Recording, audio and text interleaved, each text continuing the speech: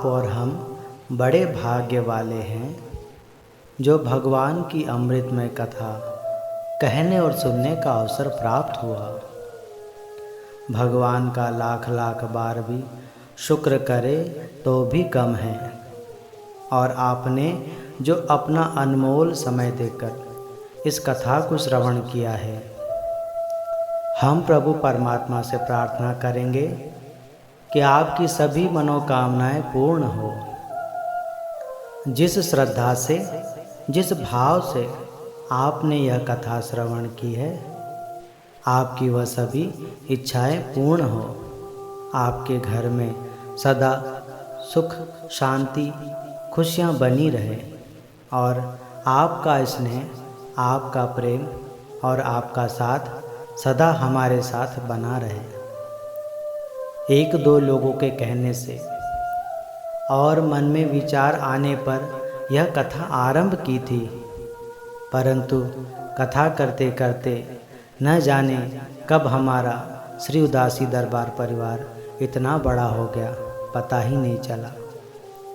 और यह कथा आज समाप्ति की ओर है, अर्थात कथा का विश्राम होगा, और आज मन बड़ा उदास हो गया है। परंतु यह संसार है और यही यहाँ का नियम बना हुआ है। जैसे जीव का जन्म होता है और समय आने पर मृत्यु होती है, यह अटल है, उसी प्रकार हर वस्तु का समय आने पर वह समापन होता है। गुरु महाराज कहते हैं, जो उपजो सो बिनस है, परो आज के का, नानक हर गुण गाय ले, छाड़ सगल जंजाल। सारे जंजालों को छोड़कर भगवान के गुण गा लो, क्योंकि ये संसार अस्थिर है, यहाँ पर कोई नहीं रह पाता। और इस कथा को सुखपूर्वक निरंतर समय से आप तक पहुँचाने के लिए हमारी पूज्य पुष्पा दीदी का भी अत्यंत महत्वपूर्ण सहयोग रहा। उनका भी हम धन्यवाद करते हैं, और आप सभी का हम एक बार पुनः धन्यवाद करते हैं। आइए अब कथा में प्रवेश करते हैं। श्री गणेशाय नमः। बोलिए श्री पुरुषोत्तम भगवान की जय। जगत गुरु श्री चंद्र भगवान की जय।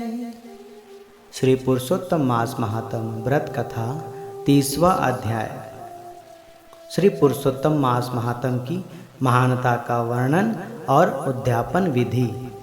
श्री सूत जी बोले, इस प्रकार पतिव्रता स्त्रियों के धर्म सुनकर नारद जी भगवान श्री नारायण जी से बोले, हे बद्रीपते, आपने कांसे के संपुट दान को जो विशेष दान कहा है, उसका क्या कारण है?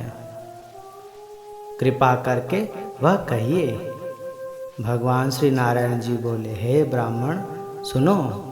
प्रथम यही प्रश्न श्री पार्वती जी ने पुरुषोत्तम व्रत धारण करते समय भगवान श्री महादेव जी से पूछा था कि हे कृपा सिंधु, व्रत समाप्ति पर कौन सा दान करना श्रेष्ठ है?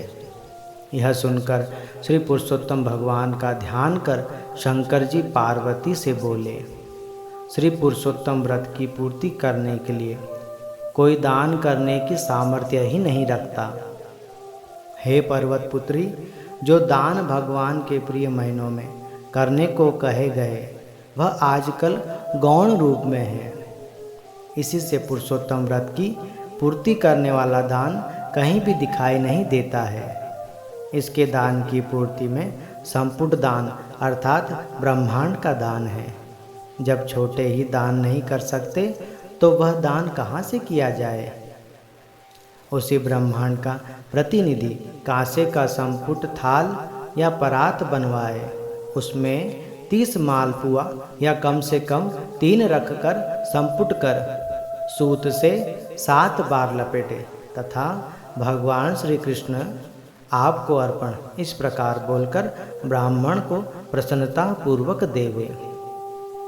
इस प्रकार पार्वती जी महादेव जी के वचन सुनकर अत्यंत प्रसन्न हुई और ब्राह्मणों को संपुट दान प्रसन्नता पूर्वक किया। भगवान श्री नारायण जी के वचन सुनकर नारद जी प्रणाम करके फिर बोले, मैंने इन सब कथा को सुनकर यह निश्चय किया है कि सब व्रत नियमों में से श्री पुरुषोत्तम मास का व्रत सर्वश्रेष्ठ है। इसके महात्मा मात्र सुनने से ही मनुष्य सब पापों से मुक्त हो जाता है और जो भक्ति पूर्वक विधि विधान से इस व्रत का नियम आदि पालन करे तो उसके फल का क्या कहना। श्री सूत जी बोले, भगवान श्री नारायण जी कथा सुनाकर फिर मौन हो गए और नारद जी ने भी उनके चरणों में प्रणाम किया। श्री सूत जी बोले, हे ऋषियों, व्रत रखने वाले को श्री पुरुषोत्तम मास व्रत समाप्ति के दिन कृष्ण पक्ष को 14 के दिन प्रातःकाल उठकर स्नान आदि कर स्वच्छ वस्त्र धारण करे, एक मंडप बनवाएं, उस जगह पर गंगाजल आदि छिड़ककर गोबर से लीपकर शुद्धिकरण करें, फिर वहाँ जल भरकर कलश रखें और उसके ऊपर नारियल को लाल कपड़े में धागे से लपेटकर उसके ऊपर रखें और पुष्प आदि चढ़ावें।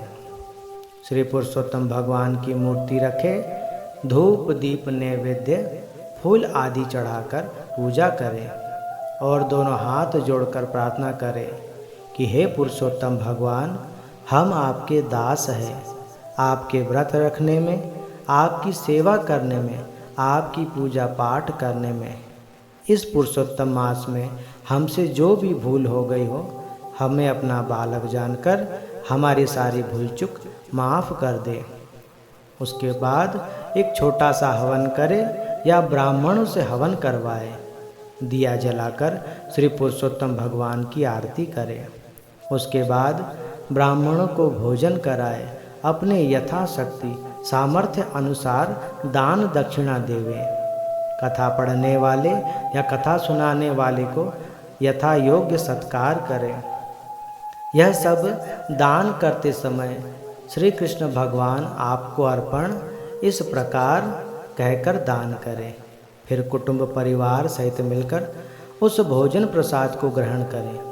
इस प्रकार यह पुरुषोत्तम मास व्रत को समाप्त करें। इस प्रकार अत्यंत पुण्यदायक पुरुषोत्तम मास के महात्म को सुनकर ऋषियों ने विनय पूर्वक श्री सूत जी से कहा, आप धन्य हैं। आपके पवित्र मुख से यह अमृत रूपी कथा सुनकर हम कृतार्थ हुए। हे सूत जी, जब तक भगवान की पवित्र कीर्ति छाई रहे, आप हमारे बीच में यूं ही बैठकर भगवान की मनोहर कथाएं नित्य सुनाते ही रहे। हमारा मन यह कथा सुनने के लिए अत्यंत बेचैन रहता है। उन ब्राह्मणों से अनेक आशीर्वाद प्राप्त करते सूत जी उन ऋषियों की परिक्रमा करके उन्हें नमस्कार कर नित्य कर्म करने चले गए। श्री बृहत नारदीय पुरुषोत्तम मास महात्म व्रत की महिमा उद्यापन बाबत 30वां अध्याय समाप्त। बोलिए श्री पुरुषोत्तम भगवान की जय।